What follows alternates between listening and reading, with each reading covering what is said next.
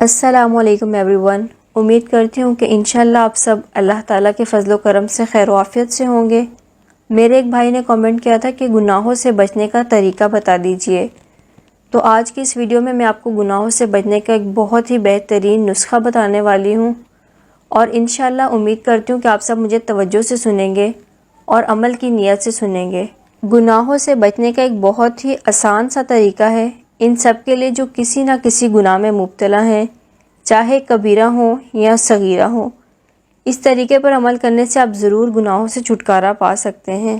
شیخ خالد کبیر کہتے ہیں کہ میرے ایک جاننے والا سمجھدار انسان تھا، لیکن وہ عورتوں کو بڑی عجیب اور بری نظر سے دیکھتا تھا، اور اس کا کام بھی عورتوں کے سامان بیچنے کی دکان پر تھا۔ میں نے اسے کہا کہ تم عورتوں کو بری نظر سے کیوں دیکھتے ہو؟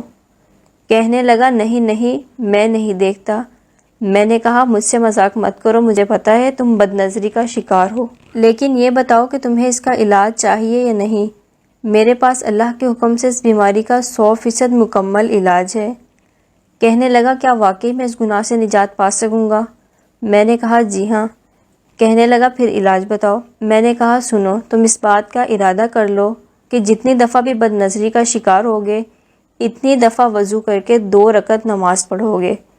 کہنے لگا یہ تو بہت زیادہ ہے، ہر دفعہ 2 رکعت ادا کرنا بہت مشکل کام ہے۔ میں نے کہا کہ جنت چاہیے یا جہنم؟ کہنے لگا اللہ کی قسم مجھے تو جنت چاہیے۔ میں نے کہا بس پھر صرف ہر بد نظری پر 2 رکعت ادا کرنے کا ارادہ کرو، اللہ کی قسم شیطان خود تمہاری نظروں کو نیچا رکھے گا، صرف 2 رکعت پڑھنے کی وجہ سے۔ شیطان تمہیں بد نظری پر نہیں ابھارے گا، کیونکہ اس کے نزدیک اللہ کو سجدہ کرنا بد نظری سے کہیں زیادہ بھاری ہے۔ صرف 2 رکعت ادا کرنے سے اللہ تمہاری مدد فرمائے گا۔ کہنے لگا اچھا ٹھیک ہے۔ میں نے پھر 1 ماہ بعد اس سے بات کی اور پوچھا اب بتاؤ کیسا رہا علاج؟ ہنستے ہوئے کہنے لگا اللہ کی قسم ڈاکٹر صاحب، پہلے ہفتے 10 دفعہ 2 رکعت ادا کی، اور دوسرے ہفتے 5 دفعہ، اور تیسرے ہفتے 2 دفعہ، اور چوتھے ہفتے 1 دفعہ۔ واللہ یا شیخ اب تو ایسا کچھ ہو گیا ہے، میں کسی غیر عورت کی طرف بری نظر سے دیکھوں تو ایسے لگتا ہے جیسے کوئی مجھے بد نظری سے منع کر رہا ہے کہ دیکھو گے تو 2 رکعت ادا کرنی پڑیں گی، وضو کرنا پڑے گا، نہ دیکھو نہ دیکھو۔ اسے دیکھنے سے کون منع کر رہا ہے؟ شیطان۔ کیوں؟ کیونکہ شیطان انسان کو نماز پڑھتے ہوئے نہیں دیکھ سکتا۔